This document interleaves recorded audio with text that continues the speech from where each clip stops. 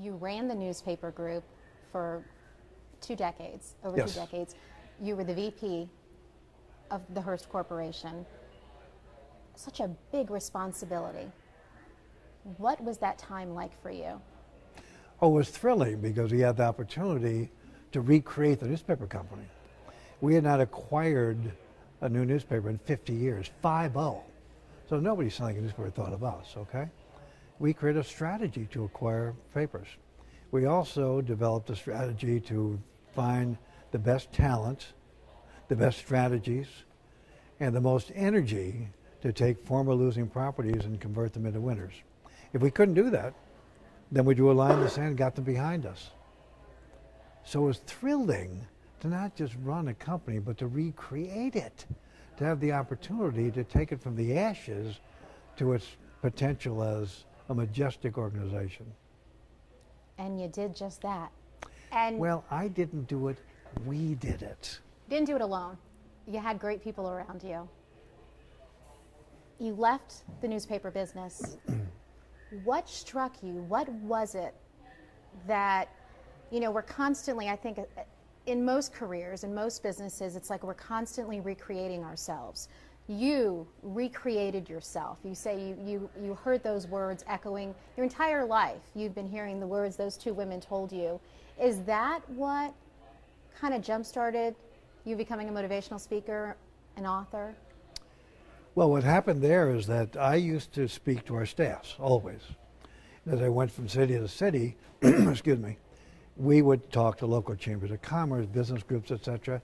And I found that I really enjoyed doing that, and I could connect with people's hearts. It wasn't just the information.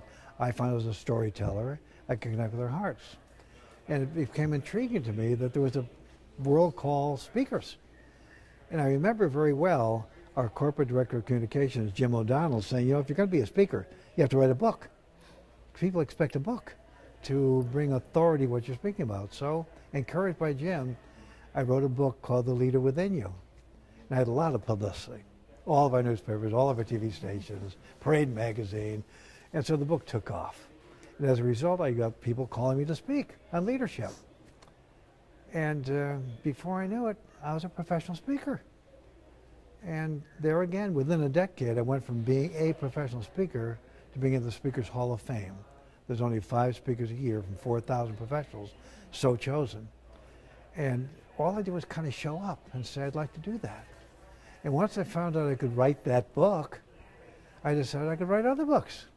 So I've now done 8 books. I've had a lot of luck with the books.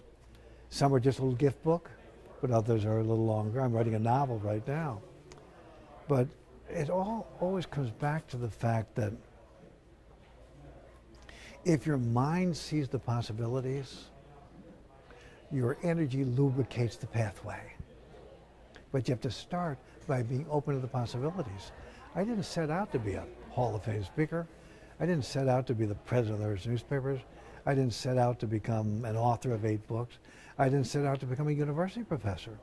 But I had an idea, and I let my energy lubricate the pathway. And the power of positive thinking probably had something to do with it? Oh, I think so. I think that our self-talk governs a great deal of our life, all right? You happened to mention to me during our little chat before that you've been here at this station for 14 years, but you also talked about the first 2 years someplace else. Your self-talk about your possibilities started in that first job.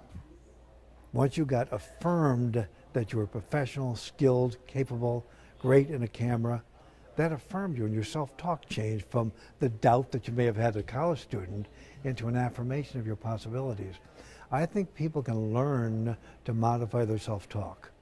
And once their self-talk becomes that of affirming your possibilities, you then proceed on that pathway of life. If your self-talk is about scar tissue, wounds, limitations, you'll be scarred, limited, and reduced. So changing our self-talk has so much to do with our own possibilities. Bob, you left the newspaper business, what, almost 5 years ago now? 10. 10 years ago. Sorry. Has it been 10? 14? I'm trying to think. I'm terrible. More than 10. More yeah. than 10 years ago. 98, right? You left the newspaper business back in 98. So much has changed with the way people get their news? We're in a digital age. First and foremost, how do you think newspapers can survive extinction, you know, with the website? By getting rid of this connection to paper, but seeing themselves as a powerful, historical, credible, vetted local information source, whatever platform people want. I think the industry is a little late catching up to that, but now that that's getting more in gear, we're the #1 website in every market we're in with our newspapers. We're the #1 mobile application site in every place. These are words that didn't exist in our language 10 years ago. So that doesn't mean there's no paper product available for those who wish it, but I think that you're going to see a dramatic shift in energy and celerity and velocity beyond this idea that these are local information sources that are credible, vetted, and respected, and have rich, robust talent. So it's an adjustment time. It's an adjustment time, but it's a time of finding new sea legs. It's not a time of stumbling around, and the sea legs are coming into place. They're coming into place all the time. So I'm full of optimism. I think I had to be reinvented, but in my case, I had to take them from losing to winning. Now I think the newspaper management has to take them from threatened to surviving robustly. And that we have about 2 minutes before we have to do the noon show, but that takes us to your ebook. This was a whole new venture for you, a brand new experience.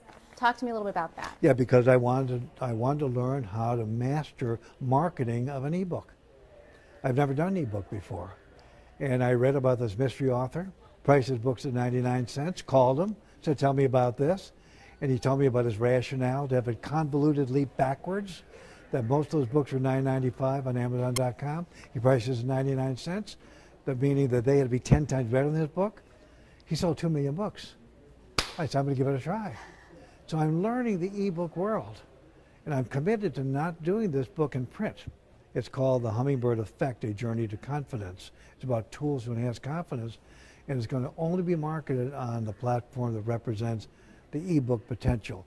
I'm reinventing myself at a time when people are off playing golf in rocking chairs. Absolutely, and after all your years of experience, would you have ever thought that with all the technology that it was going in this direction, that someday you would have an ebook out there? Nobody thought of the internet back then. You're absolutely right, including me when I was heading a newspaper company. I thought we just had to put some defensive stuff up to protect our classified advertising.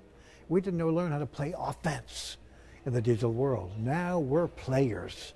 And I think this new ebook approach, in fact, I'm going to convert all my other 8 books into ebooks. You are. Yeah. It's great. That's good. We're going to ride the wave.